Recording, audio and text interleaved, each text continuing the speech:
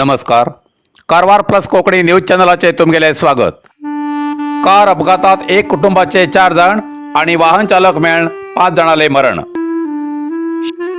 शिरसी कारवार जिल्ह्याच्या शिरसी तालुक्यात बंडल लागी झालेल्या अपघातात पुत्तूर निवासी 5 जण जाग्यावरच मरण झाली घटना घडली.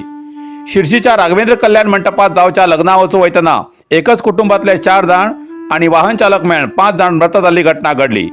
प्रवासी बस आणि मारुती स्विफ्ट कारच्या अपघातात बसातले 60 प्रवासी किरकोळ जखमी झालात.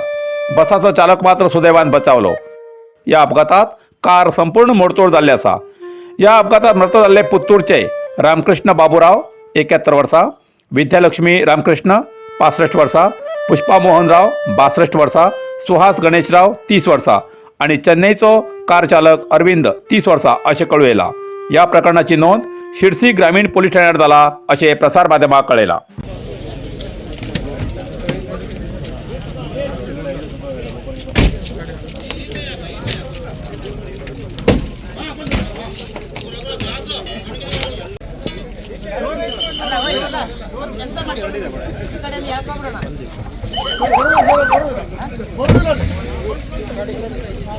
ಅಲ್ಲೇ